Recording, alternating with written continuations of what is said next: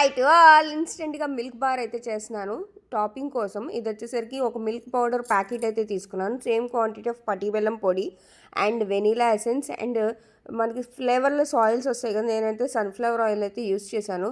Consistency మనకు వచ్చేంత వరకు కూడా ఎక్స్ట్రా 2-3 స్పూన్స్ కావాలన్నా కూడా యాడ్ చేసుకొని మిక్సీ చేయొచ్చు.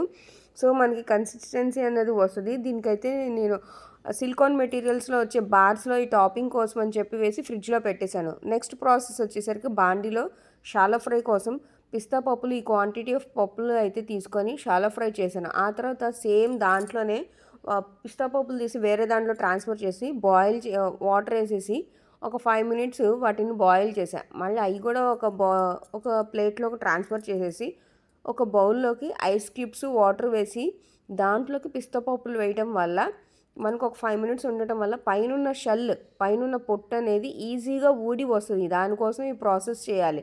సో ఒక జార్ తీసుకొని దాంట్లోకి మేగడ అనేది మనకి ఎక్కువ క్వాంటిటీ ఉంటే తీసుకోవచ్చు.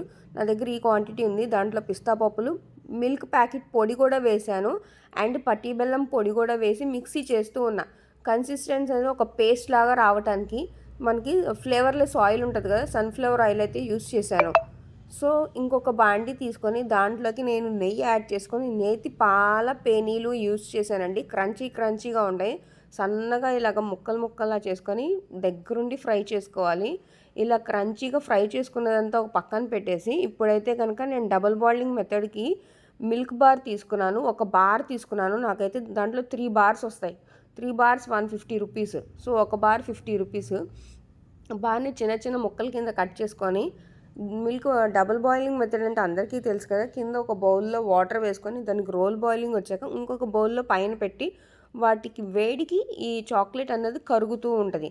మనకి కన్సిస్టెన్సీ అన్నది బాగా మంచి కన్సిస్టెన్సీ రావాలి అనుకుంటే, లంప్స్ లేకుండా ఉండాలి అంటే మధ్యలో ఒక 2 స్పూన్స్ సన్ఫ్లవర్ ఆయిల్ అయితే యాడ్ చేశానండి. ఇక్కడ చూసారా, టాపింగ్కి నేను యూస్ చేసిన మిల్క్ బార్ అయితే కనుక రెడీ అయిపోయింది.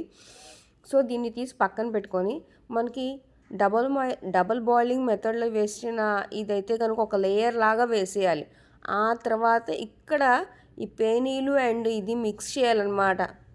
పిస్తా పప్పులది మిక్స్ చేసి సెకండ్ లేయర్ లాగా వేసేయాలి. థర్డ్ లేయర్ మళ్ళీ మనం చాక్లెట్ బార్ అన్నది వేసుకొని ఫ్రిడ్జ్లో పెట్టుకొని తింటే చాలా టేస్టీగా ఉంటుంది. ఇక్కడెక్కడ నేను పంచదార వాడలేదండి, అన్ని హెల్దీ ఇంగ్రీడియంట్సే వాడాను. ఈ బార్ వచ్చేసరికి పెద్ద బార్ అండి, సిలికాన్ మెటీరియల్స్తోది. అది నాకు 120 రూపీస్తో అయిపోయింది. స్మాల్ సైజ్ బారే బయట 150 రూపీస్ సేల్ చేస్తున్నారు. సో మీరు ట్రై చేయండి.